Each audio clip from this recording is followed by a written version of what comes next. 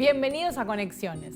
Hoy vamos a hablar de obsolescencia programada, de cómo las empresas intentan que las cosas nos duren menos de lo que deberían y de cómo podemos hacer para combatirlo.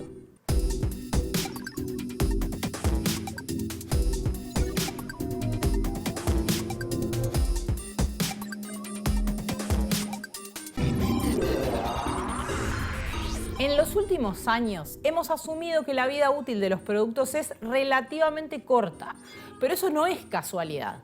Muchas veces que algo dure mucho menos que en la época de nuestros abuelos es el resultado de una decisión tomada por las empresas que nos venden lo que compramos.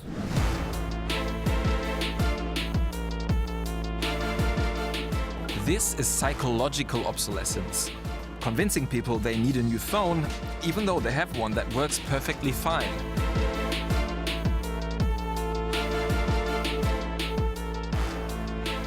No estamos a favor de tener que recambiar las compus todo el tiempo, no estoy a favor de que me digan, no, vos tenés que usar este sistema operativo, vos tenés que usar esta aplicación, vos tenés que usar esto.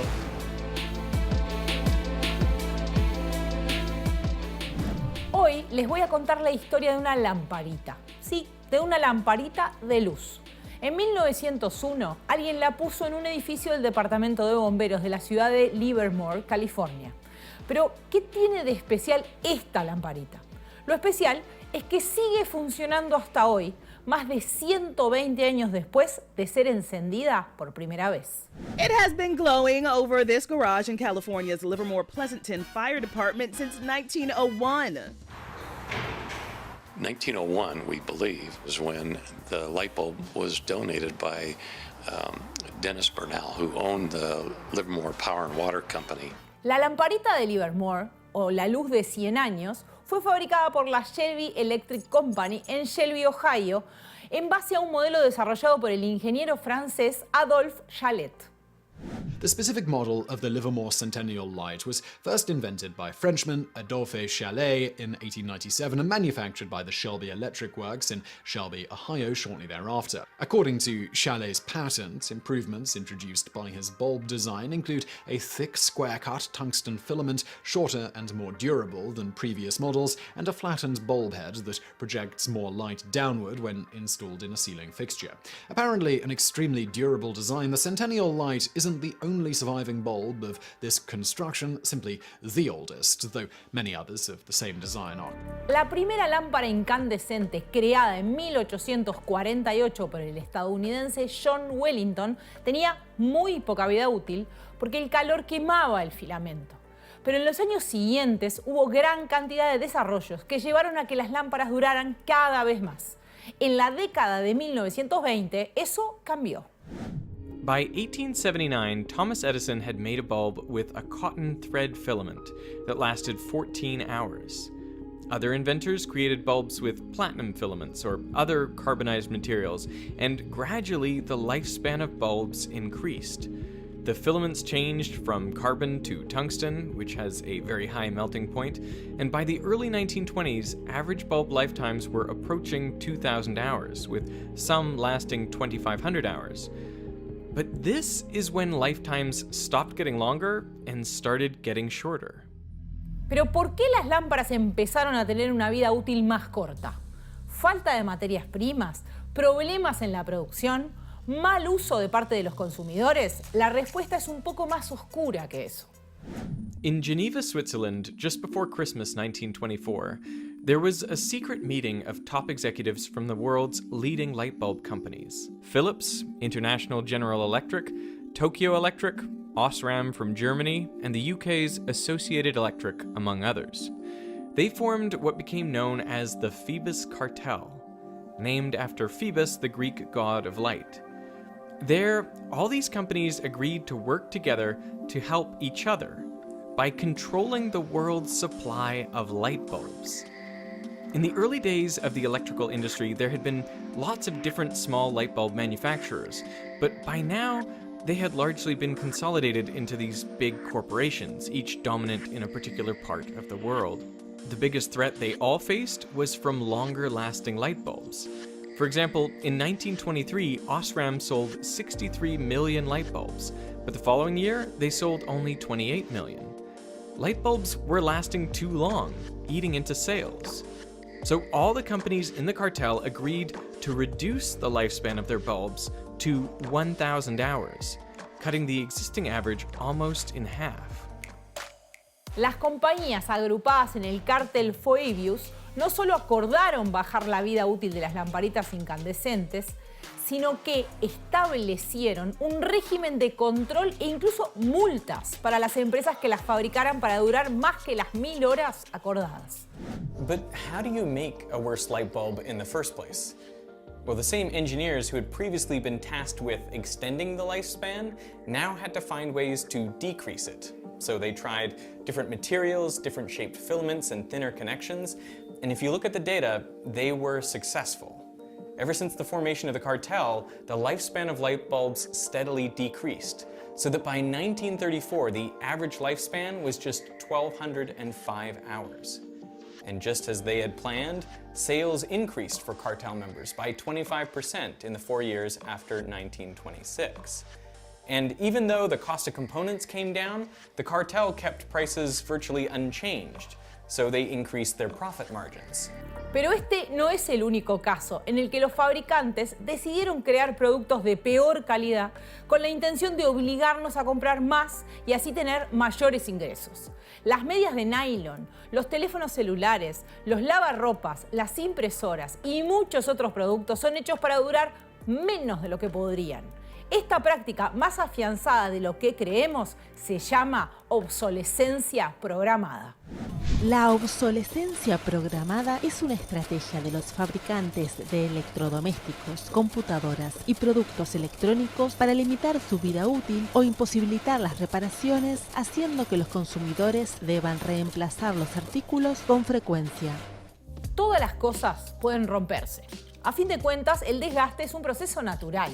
También es posible que los distintos productos se vayan volviendo obsoletos porque las tecnologías cambian. El artista digital Brian McKern nos cuenta que existen dos formas de obsolescencia.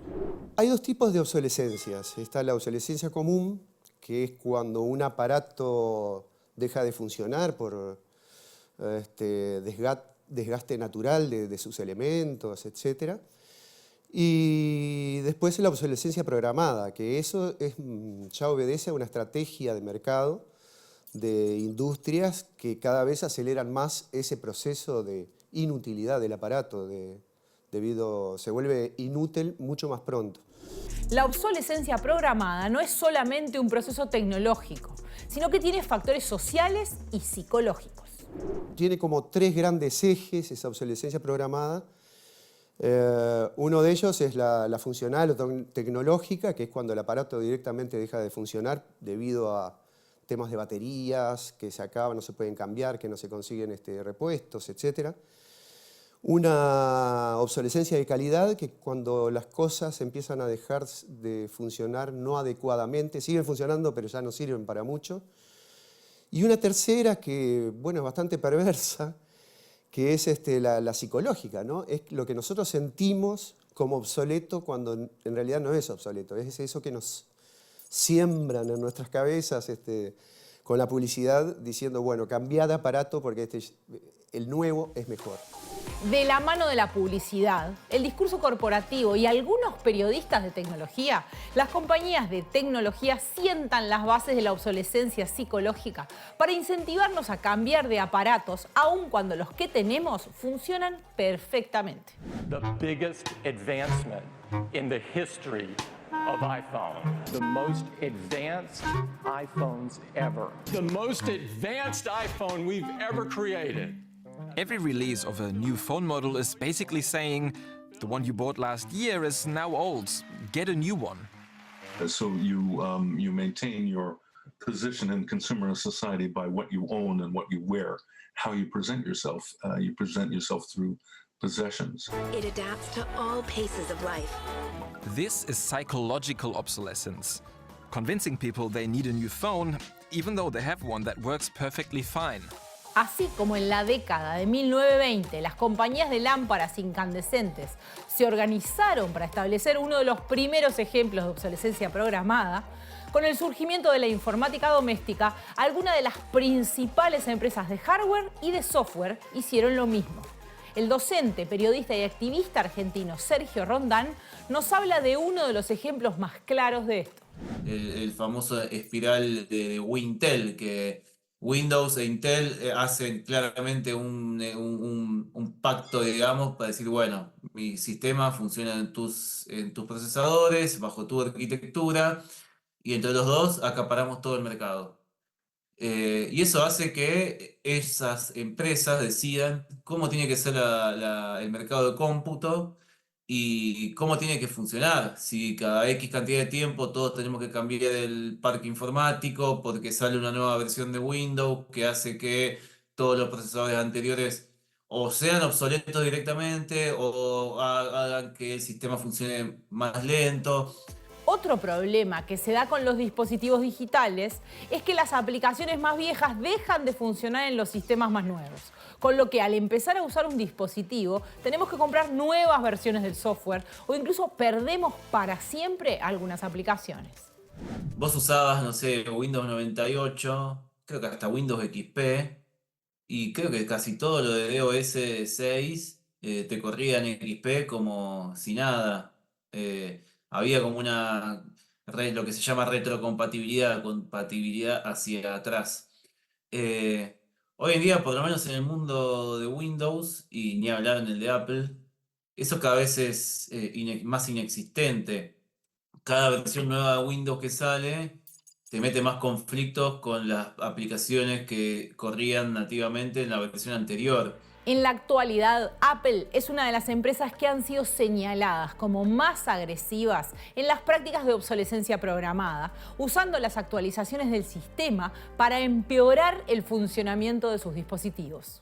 Apple para nosotros es un reincidente de obsolescencia programada. Desde hace años ha habido numerosas técnicas de obstaculización a la reparación. Y luego este caso de software donde ahora en decenas de miles de pruebas demostramos que estos teléfonos se han ralentizado. Mientras al mismo tiempo está el lanzamiento de un nuevo modelo de iPhone. Apple pidió perdón y admitió ralentizar voluntariamente sus antiguos modelos de iPhone debido, según la compañía, al uso de las baterías de ion de litio, a las que cada vez les cuesta más responder a las demandas del usuario a medida que el dispositivo va envejeciendo. Sin embargo, la organización demandante considera que los de Cupertino establecieron una estrategia global de obsolescencia programada con el objetivo de aumentar sus ventas. Si bien los iPhone y otros productos de Apple son casos muy evidentes, en general los teléfonos celulares son uno de los productos donde más se observa la obsolescencia programada. En el teléfono incluso están hechos cada vez más para que banquen menos versiones de Android. Hablo de Android porque es lo que más conozco.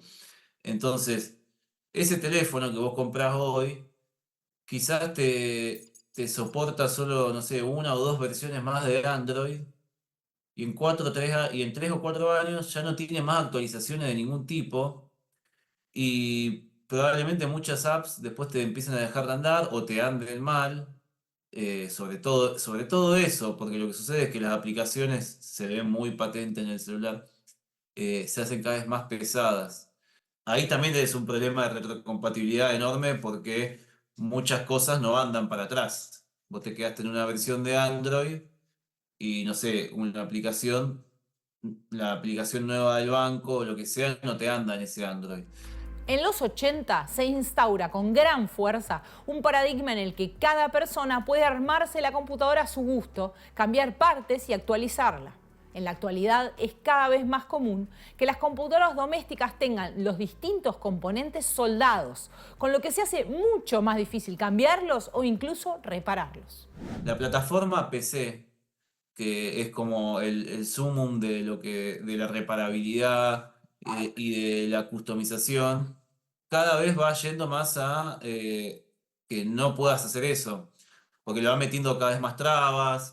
En el caso de las laptops, por ejemplo, es cada vez más común que venga todo soldado, que vos no le puedas agregar memoria RAM, que vos no le puedas agregar se te quema, no tiene un disco sólido que vos le comprás, tiene una memoria interna dentro de la placa madre y si se te jode eso, cagaste, tenés que tirar la computadora. De la mano de la obsolescencia programada, las corporaciones tecnológicas tienen otra estrategia para acelerar el recambio de los aparatos. Dificultan su reparación aplicando trabas legales, no incluyendo en el servicio al cliente la reparación, no fabrican o distribuyen repuestos y ocultan el funcionamiento de algunos dispositivos. En contraste, usuarios y organizaciones de derechos del consumidor reclaman por algo llamado derecho a reparar. El diseñador, cofundador de Parconier, Pablo Brera, nos dice qué es. El derecho a reparar lo que busca es que siempre nosotros tengamos la capacidad de reparar las cosas, ya sea por medio del fabricante o por medio de terceros, pero que el fabricante no le pueda negar los repuestos. ¿Qué son las semillas Terminator? Semillas envenenadas. Un tipo de virus informático. Semillas para plantas estériles.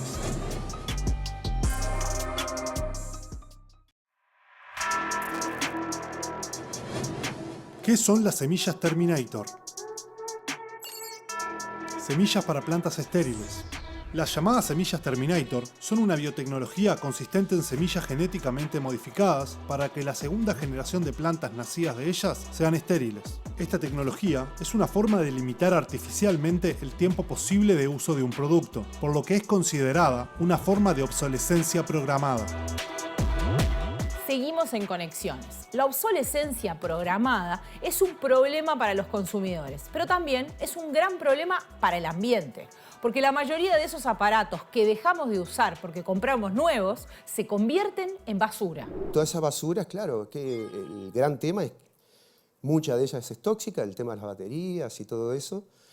Y entonces, claro, se generan grandes vertederos de esos residuos, donde en algunos países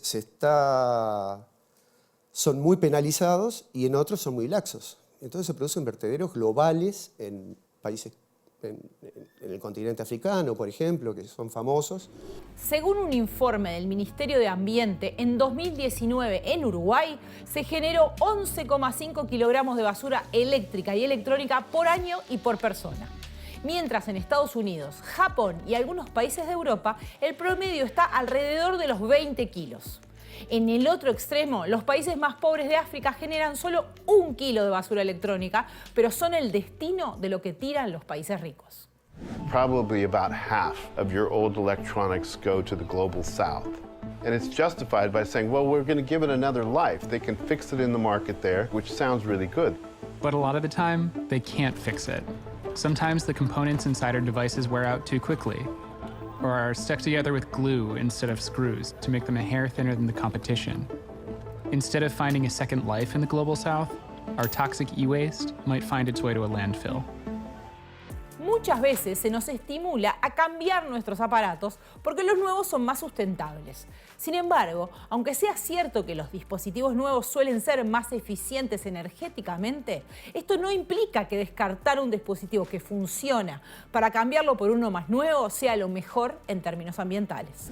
Fabricar una computadora de nuevo es un costo ecológico enorme que si lo podemos evitar hay que evitarlo. Pero en realidad está comprobado que el 80% de la huella de carbono de una computadora está en su fabricación y el 20% restante en su consumo eléctrico. Entonces lo más lógico es usarla hasta que reviente, porque costó muchísimo fabricarla. Bueno, para seguir hablando sobre la obsolescencia programada, estamos con Mariela Ariceta, que es del equipo coordinador del Club de Reparadores de Uruguay. ¿Cómo estás? Muy bien. Gracias. Bueno, empecemos por ahí. ¿Qué es la obsolescencia programada? Bueno, la obsolescencia programada, como dice, es algo, volverlo obsoleto, programar cuando algo cese, muera. Decidir que en un momento eso será obsoleto. Exacto. Y se habla de la obsolescencia programada para los distintos objetos. Mucho se conecta con la tecnología, sin duda, porque es donde vemos plasmado esa cuestión de, 2 años y parece que se terminara de hecho, en muchos casos se termina justamente su uso. Entonces hay una mezcla entre obsolescencia programada y obsolescencia percibida, que son dos caras de la misma moneda. Pero en definitiva eso, obsolescencia programada es alguien o algo pensó que un objeto cuando se fue creado va a tener un tiempo limitado. y en general está relacionado a una corta vida. Y bueno, por eso que hoy miramos la economía circular o la vida útil de las cosas, es que tenemos que pensar, bueno, luchar contra esa obsolescencia programada. ¿Cuánto de eso tiene una relación con el medio ambiente? ¿Cuánto debería preocuparnos de que las cosas un día nacen y tienen programado que van a durar solo 2 años, o esta percepción que tenemos que en la época de las abuelas los electrodomésticos duraban más, por ejemplo, y el medio ambiente? Mucha relación, porque justamente hoy cuando miramos la sostenibilidad, que siempre tiene triple impacto, ¿no? Lo ambiental, lo social y lo económico, pero lo ambiental hoy nos llama, por todos los temas climáticos y demás, nos llama a observarlo más de cerca. Es que tenemos que pasar de pensar en que las cosas son de usa y tire, y generarlas en desechos, en convertirlas en recursos. O sea, los residuos, pensarlos como recursos. Y para tal no podemos esperar hasta el fin de la vida útil para ver si se puede reciclar algo, sino que tenemos que diseñarlos. Y justamente la obsolescencia programada es una estrategia de mercado y de hecho se origina en la crisis, o se dice que se origina como concepto grande en la crisis de los años 30 en Estados Unidos, como para contraponer una crisis económica donde dicen, bueno, ¿cuál es una estrategia? Generar sobreconsumo, hacer que las cosas duren menos para que la gente consuma más veces. Entonces, en definitiva, eso alguien lo pensó, lo diseñó y tenemos que repensar ese modo de consumo que hoy claramente impacta en la sociedad y en el ambiente y en la economía, porque de vuelta descarta valor, descarta material, genera contaminación en todos sus procesos productivos de alta demanda, extrae recursos que cada vez son más finitos. Entonces, directa incidencia. Obsolescencia programada es igual a un diseño de corta vida y hoy tenemos que pensar que para ser sostenibles tenemos que alargar la vida de las cosas, que duren más tiempo. Porque además hay una cosa que cruza esto y es, por poner el ejemplo como típico, ¿no? Que vos decías, los electrónicos. La industria diseña celulares para que duren menos, con actualizaciones de software que los hacen cada vez más obsoletos, o aplicaciones que dejan de funcionar, ¿no? La típica, ¿no? El WhatsApp va a dejar de funcionar en los siguientes teléfonos, entonces yo puedo estar aguantando eso, pero también no es una decisión, una acción individual solamente. No, tiene como todas estas acciones de economía circular tienen distintas incidencias, o acciones en general, ¿no? En la sociedad hay una acción muy fuerte individual, sí, primero en concientizar y en pedir o reclamar, y eso como poder es muy fuerte. Y pedirle a todos los actores, a la ciudad, a todo lo que es privado, a todo lo que es público, a la humanidad en general y en todos sus actores, la conciencia, sí, pero también la pertinencia. De vuelta, a veces pensamos que estas cosas son de ser consciente, ser responsable, sí, desde una urgencia y una necesidad de consumir mejor, de tener acceso a mejores cosas. A ver, yo siempre digo, estas cosas parecen que realmente hay unos tejidos maquiavélicos y muchas veces hay algunos actores que sí han sido muy incidentes en esas cuestiones más macro, pero también hay una cuestión de no verla en la práctica, ¿no? Entonces, es decir, cuando consumimos podemos tomar pequeñas decisiones, ¿sí? que realmente tienen mucho impacto cuando son colectivas. Entonces, de vuelta, primero, como ciudadanos y ciudadanas, tener la conciencia de que cuando elegimos y pedimos de vuelta, desde el consumo o desde como poder ciudadano a los actores gubernamentales, podemos exigir cosas que tienen impacto y eso es un poder muy fuerte. Y después en el consumo concreto, voy a un comercio y puedo elegir un producto que sepa que va a tener garantías, sepa que puede ser reparadas partes, entonces no tengo que tirar el producto completo. No caer en la tentación de la obsolescencia percibida, como te decía, que es ese primero de, la temporada ya fue, o esto ya no está de menos. La cola kilométrica para el celular nuevo, que no sé ni en realidad qué tiene. Claro, solo porque es nuevo, ¿no? Y entonces tenías el otro que refuncionaba. Pero bueno, la tecnología lo hace muy evidente hoy, porque además es de consumo grande. También, a ver, si siempre digo, las actualizaciones tecnológicas o el diseño también a veces como necesita, ¿sí? de esa cuestión ágil y rápida, también diseña con ese alcance. Entonces dice, bueno, lo tengo que hacer para 2 años, para 3 años. Y a veces, por eso te digo, ahí es que es donde no hay ningún malo de la película, ¿no? Es como, bueno, y entonces se hace más accesible y entonces más personas tienen. Hay como una cuestión también, a veces, que parece que ser bien intencionada, ¿no? Decir, bueno, si hago este producto con un poquito menos de exigencias, de controles, capaz que lo saco con un precio más accesible y más personas tienen acceso a un bien. Y ese fue el pensamiento, de alguna forma, también de la lógica de consumo. Pero hoy ya vemos que esa lógica de consumo a escala tiene un costado muy oscuro y que de vuelta, sobre todo hace que vayamos y percibamos que tenemos que consumir más, que tenemos que tener muchas cosas que quizás no necesitamos también, ¿sí? Entonces, bueno, por eso, ahí sí hay todo un análisis. Sí. A eso se suma, porque a eso se suma también que yo no tengo dónde tirar muchas de esas cosas. ¿Qué hago con el celular? ¿Qué hago bien, con el celular? Está muy bien también. A ver, ahí, como te decía, es el último eslabón de la cadena, el reciclaje o la recuperación de ese material. Un buen ejemplo es pensar que una computadora, por ejemplo, o un celular, pongámosle un precio, ¿no? Puede haber salido 8.000 pesos, no importa. En el momento que se convierte en residuos, ¿sí? Esos materiales que, de vuelta, siempre decimos tienen valor, ¿sí? Puede ser metales que quizás ya no existan. Con todo le vas a sacar $1, $2 de valor material. En cambio, esa computadora o ese celular, ¿sí? Tenía un valor que si yo lo puedo mantener en uso como computadora, no como material, realmente más ese valor. Arrastro más ese valor, mantengo ese valor. ¿Sí? Entonces ahí es donde cuando hablamos de valor no, a veces no solo es material, es también entender el impacto que pues, ese material tiene como residuo. ¿No? Sí, que tirar un teléfono en un tacho de basura común y corriente tiene un impacto grande en el medio ambiente. Exacto. Entonces vos decías, ¿dónde lo tiro? Bueno, eso es temas que hoy justamente se está trabajando sobre la responsabilidad extendida del productor como una de las estrategias en Uruguay, ¿no? Y que Uruguay tiene varias políticas de responsabilidad extendida del productor. ¿Qué significa? Que los que lo ponen en el mercado, si bien cuando lo venden pierden, si se quiere, como que perderían la responsabilidad porque pasa a ser un residuo post-consumo, ¿sí? Un residuo de consumidor, no. Le decimos, no, usted tiene responsabilidad, tiene que hacer un trabajo para recuperar ese material y que ese material sea valorizado.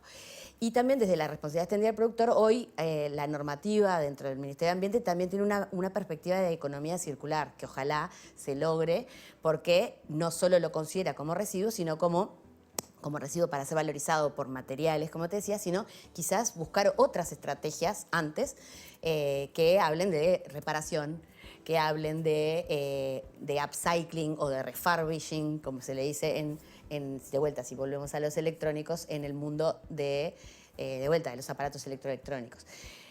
Pero todos estos temas, ya te digo, van hacia otros productos textiles, ¿no? La ropa, el upcycling, que es parte también, como recuperar partes de los materiales o de las piezas, ¿sí? Que tienen una vestimenta, que es uno de los también de las grandes víctimas de la obsolescencia percibida. Es esto de ya está fuera de moda, y lo que antes eran 4 temporadas, ahora son 7, 8 o hasta 15, 20 temporadas, microtemporadas. Ahora ya no es el rojo, es el rojo con violetita. Entonces, de vuelta, hay como muchas cuestiones que sí, que tenemos que, como usuarios, ciudadanos, ciudadanas, tenemos que repensar, entender que hay una incidencia muy clara en lo que queremos consumir, en lo que exigimos, y que de vuelta lo barato sale caro, entonces a veces pues, pensamos en el corto plazo, ¿no? Y bueno, si se me rompe, igual lo cambio, porque como sale barato, pero ¿y si compras un poquito mejor y te dura un poquito más? Y si el diseño no lo pensás para que sea el de la última temporada, sino que sea lo que te hace a vos una persona más linda. Entonces, bueno, todas esas cuestiones es que las que tenemos que repensar hacia, como decimos de vuelta, una economía circular, donde las cosas duren más tiempo. Queremos que las cosas duren más tiempo y sean mejores. Muchas gracias, Mariale. Te invito a quedarte. Bueno, en el próximo bloque vamos a charlar sobre qué otras alternativas hay para recuperar algunas cosas. Y con ustedes seguimos en Conexiones. Una de las razones por las que la obsolescencia programada es tan tan persistente es que los fabricantes ocultan la información básica sobre el funcionamiento de sus productos y no permiten que sean modificados. En oposición a este modelo, el hardware abierto funciona de una manera semejante al software libre, del que ya hablamos en Otro Conexiones. Pablo Brera es cofundador de Parconier, que desarrolla kits de robótica educativa bajo esta filosofía. El hardware libre lo que busca es compartir. Entonces yo puedo diseñar algo y compartirlo con la comunidad y eso permite que las demás personas tomen ese diseño, lo puedan modificar y puedan también venderlo o hacer cosas que sirvan a la comunidad sin tener que tener un rédito económico de mi parte.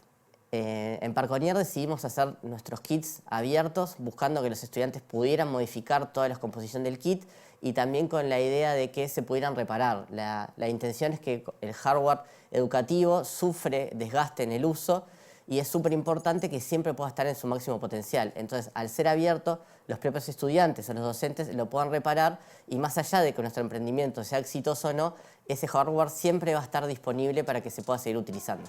Así como el software libre fomenta la autonomía de los usuarios respecto a su software, el hardware libre permite que cada persona pueda usar los aparatos como quiera y les haga las modificaciones que le parezcan necesarias. Del interés por esta libertad tan básica es que surge Parconier. Nuestros kits de robótica nacieron inspirados por un primo que iba a competir a una competencia internacional de kits de robótica que utilizaba kits de Lego. En ese momento él necesitaba diseñar una pieza especial para su competencia y Lego le negó los planos de sus piezas. Entonces, buscando justamente evitar este tipo de cosas, fue que diseñamos un kit completamente abierto donde todas las personas puedan adaptarlo a las necesidades ya sea educativas como de competencia. Los kits de robótica de Parconier no son kits hechos para armar un solo robot, sino que están pensados de manera modular, con piezas fáciles de ensamblar y conexiones sencillas de enchufar para que los niños y adolescentes que trabajan con ellos tengan la mayor autonomía posible. Esta es una de las posibilidades de construcción de nuestro kit, que es un autito que esquiva objetos, pero al ser un kit pensado con piezas modulares, tiene un conjunto de piezas que se pueden unir de diferentes formas utilizando tuercas y tornillos, lo cual permite que los estudiantes armen cualquier tipo de robot que se puedan imaginar. El hardware libre no solo nos permite usar nuestros aparatos con autonomía y soberanía, sino que también es una gran herramienta de lucha contra la obsolescencia programada. Pablo Brera nos explica por qué. Una de las grandes ventajas del hardware libre es que siempre que uno utiliza hardware libre conoce cómo funciona hasta el más mínimo detalle de ese componente o de ese producto. Entonces es mucho más sencillo la posibilidad de reparar. A diferencia del hardware privativo, que muchas veces nos esconden estos planos y cuando un pequeño componente falla, tenemos que deshacernos de todo el producto.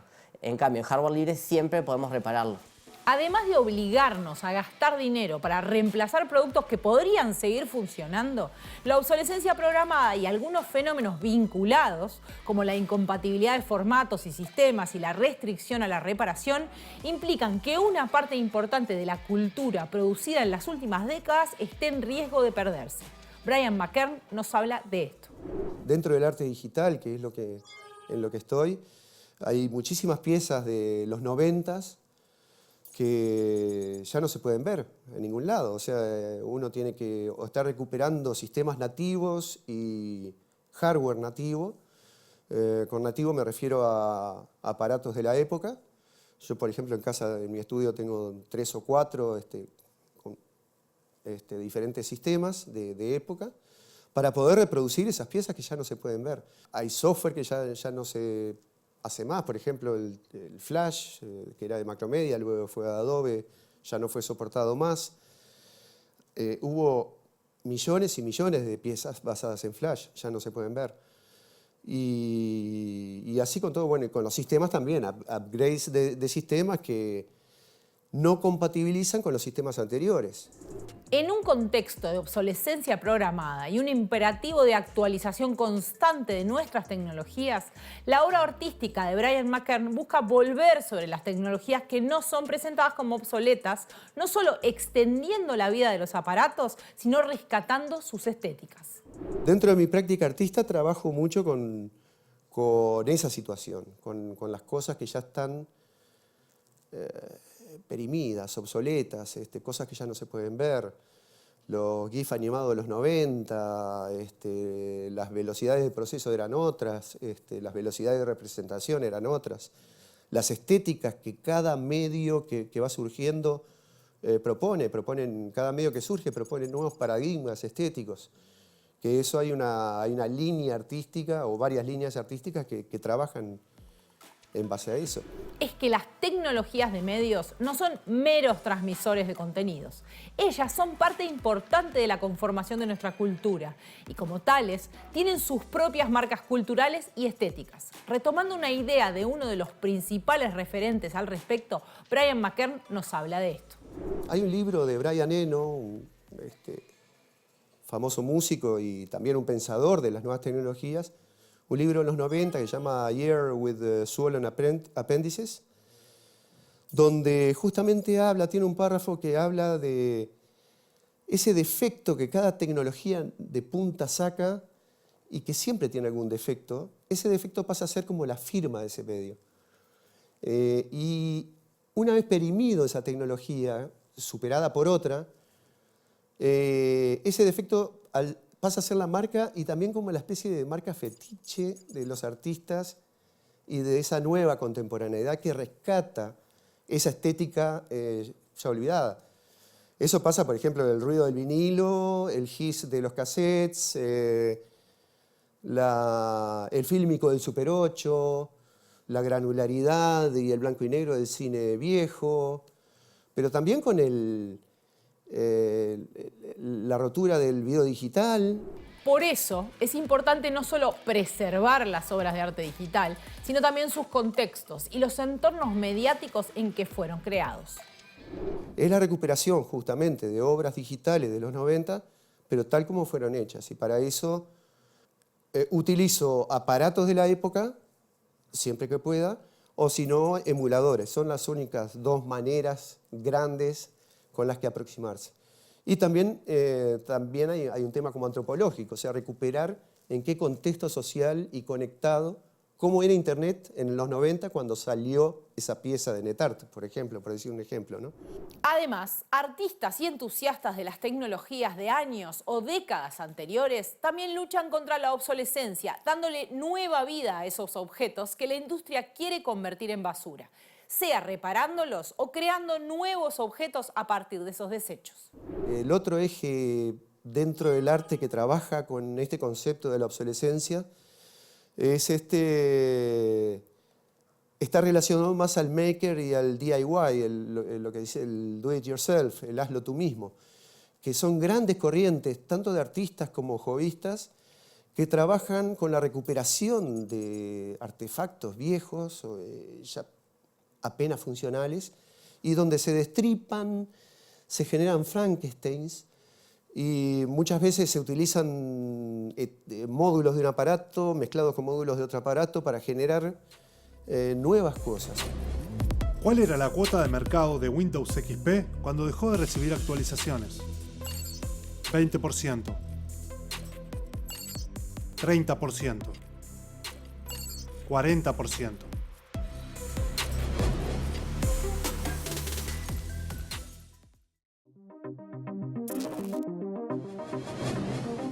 ¿Cuál era la cuota de mercado de Windows XP cuando dejó de recibir actualizaciones?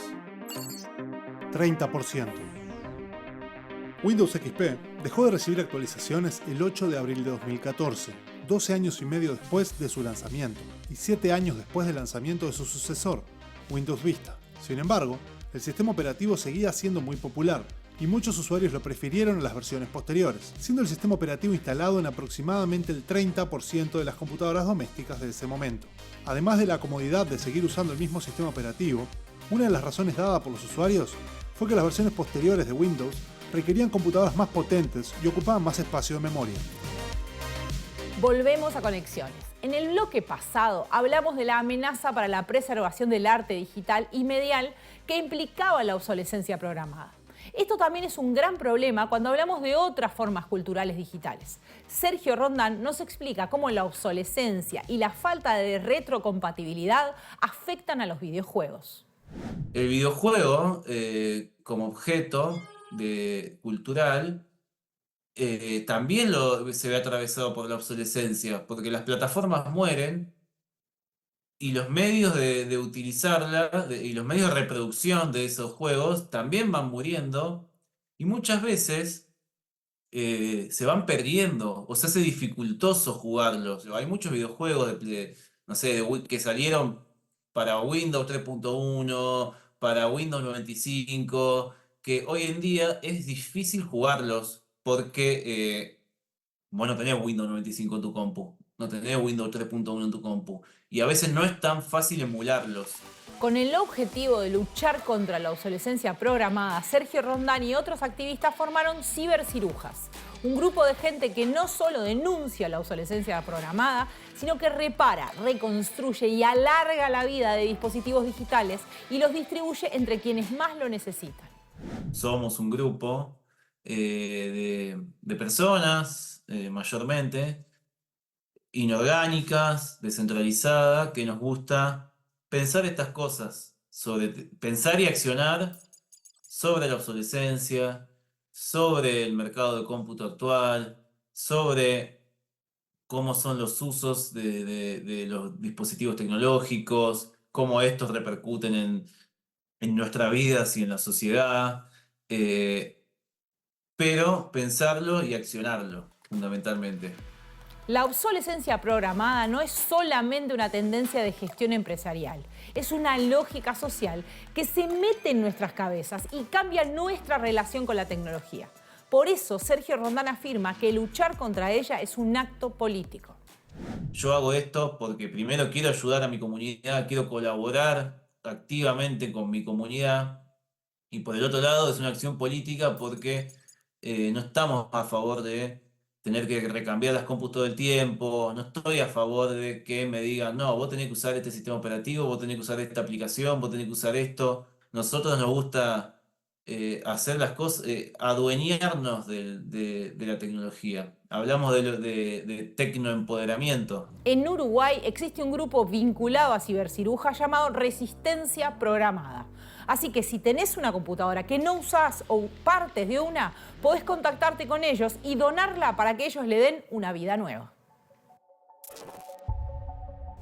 Bueno, seguimos con Mariale Areceta del Club de Reparadores. Y bueno, la pregunta es esa, ¿qué es y qué hace el Club de Reparadores? Bueno, bien, el Club de Reparadores es una organización sin fines de lucro, voluntaria, civil, que empieza en 2016, si no me equivoco, 2015-2016, surge en Argentina, en Buenos Aires, de la mano de dos chicas que se llaman Artículo 41. Nosotras, y digo nosotras porque éramos y somos muchas mujeres, conectamos con esa agrupación que estaba recién empezando y dijimos, queremos que este club de reparadores venga a Uruguay. Y los clubes son jornadas o sea, se materializan principalmente en jornadas de reparación colectiva itinerante, o sea, vamos como club, convocamos a una agrupación de reparadores y reparadoras voluntarias, que hoy ya son unas 30, un colectivo que se fue generando. ¿Y qué formación tienen? ¿A qué se dedican? ¿Quiénes son? ¿Quiénes son? Son personas interesadas en esto de ir contra la obsolescencia programada, o reparadores o reparadoras de oficio, o colgados, como decimos, ¿no? Yo, que por ejemplo, no sé reparar, no soy una reparadora nata, meto mano donde puedo, y eso es parte lindo. Justamente son gente que se acerca a estas iniciativas a poner sus manos a disposición de forma gratuita y voluntaria en estos eventos, donde llamamos a la ciudadanía a traer sus objetos en varios tipos de objetos, ¿no? Obviamente electroelectrónicos, moda, ropa, objetos de bazar, juguetes. Bueno, máquinas de coser, específicamente ahora tenemos una mesa de eso. Entonces se arman mesas justamente con estos reparadores, reparadoras voluntarias que ponen a su servicio estabilidad, ¿sí? Algunos lo hacen además por trabajo, oficio continuo, otros fueron reparadores, que eso es muy interesante, incluso hasta de casas de reparación que ya no existen, entonces también nos hace reflexionar. Entonces el Club de Reparadores en concreto son encuentros de reparación colectiva que van viajando de barrio en barrio cada 2 o 3 meses. Ahora el próximo, que ya aprovechamos, invitamos, va a estar siendo el sábado 22 en el PTI del Cerro. Es la primera vez que vamos al Cerro. Hemos ido, bueno, a Peñarola, bueno, hemos ido por suerte también a otras partes del país y hoy justamente está creciendo en esta lógica de que es un evento que tiene un formato que aprendió a generar esa instancia de intercambio comunitario. Y hoy desde el Club de Reparadores de Uruguay estamos fomentando también salir de Montevideo, si bien en los hechos hemos hecho un eventillo, de empoderar a otros colectivos que existan en el resto del país para que tengan sus propios clubes. Eso te iba a preguntar. Si yo sé arreglar cosas, o me gusta, o me doy maña, o me divierte la idea, ¿cómo hago para decir quiero ser parte, participar? Perfecto. Bueno, en nuestras redes, sobre todo en Instagram y Facebook, el Club de Reparadores por Uruguay, ¿sí? Nos encuentran ahí, nos escriben, enseguida les respondemos. Después, si estás más interesado, tenemos un grupo de WhatsApp y ahí se generan varias interacciones. Te podés arrimar a un club y simplemente te integrás a una mesa a la que más te creas que podés aprender. Hemos tenido gente que empezó en una y después se fue a otra o ha probado, ¿no? Y con conocimiento más o menos. A veces se sienta al lado de un reparador y dice, bueno, ¿en qué te ayudo? Y capaz que es descoser o capaz que es sacame estas piezas, limpiame acá. Pero mientras tanto vas aprendiendo y como ciudadano o ciudadana que va también y lleva sus cosas, también la invitación es a quedarse ahí, aprender, mirar, chusmear, preguntar, ¿sí? Y también aprender a que también uno se puede convertir en una reparadora o reparador en su propia casa, ¿sí? Entonces el club tiene este formato de que vamos de lado en lado, por ahora principalmente en Montevideo, con algunas instancias que hemos tenido, y este año empoderando a 5 colectivos, hicimos un llamado. Entonces estamos terminando de elegir, no voy a hacer spoiler de contar quiénes son, pero bueno, en distintos justamente departamentos del Uruguay vamos a empezar a apoyar a otros colectivos que, como dijiste, colgados, copados, interesados, que armaron un pequeño grupito de 2, 3, 4 y quizás hasta comunidades más grandes que quieren hacer esta misma tipo de instancias. Que de vuelta, siempre tiene un costado muy reflexivo, entonces que a veces también como equipo nos juntamos, hacemos 2 o 3 instancias, hemos participado en alguna charla o acá en los medios para promover esta cultura de la reparación, incidir sin duda, ¿por qué no?, en las políticas públicas. Por suerte el club también, mal o bien, está en muchos papers, desarrollos, incluso planes de gobierno, como una perspectiva que antes no se veía. Entonces, en alguna instancia, mismo Montevideo, la Intendencia de Montevideo hizo dentro de sus planes, pudo analizar el sector de la reparación, que eso, por ejemplo, en Montevideo, te cuento, que ya hace varios años hicimos un diagnóstico y nos damos cuenta que había más de 400 reparadores y reparadoras de oficio, con muchos de ellos, la gran mayoría, con locales, o sea, hay un comercio, pero que lamentablemente ya se veía que estaba en agonía. En otras partes del mundo, de hecho, no existen más. No existen más. Entonces, la necesaria reflexión colectiva de, bueno, todavía tenemos las habilidades, todavía estos oficios no se perdieron, todavía podemos pasar los conocimientos y la cultura, que significa esto, el querer hacerlo, ¿no? El aprender a hacerlo, querer hacerlo y darse maña. Y bueno, y también las tecnologías trajeron otras virtudes. Entonces también hay tutoriales cada vez más. Sí. Mismo en la pandemia nos conectó con otros clubes de reparadores internacionales. Hay un movimiento muy fuerte en el mundo de esto. En Francia, de hecho, ya hay normativa y legislación muy contundente en este tipo de líneas. Entonces, bueno, el Club de Reparadores se materializa, lo más lindo es estas experiencias comunitarias donde quienes quieran vienen, nosotros ponemos unas mesas, espacio, herramientas y 4, 5, son 4 horas en general en las instancias.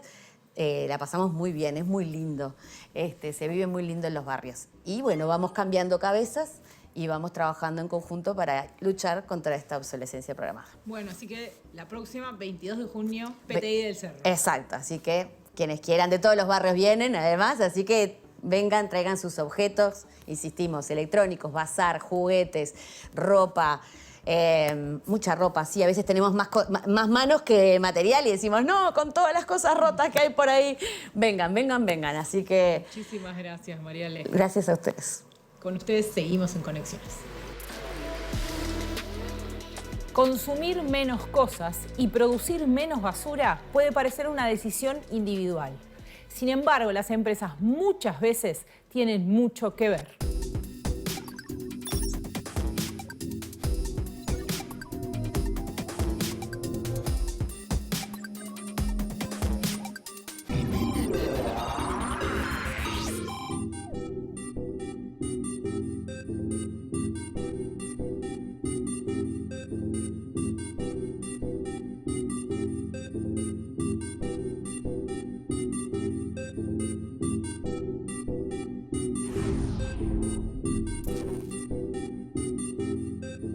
Chao.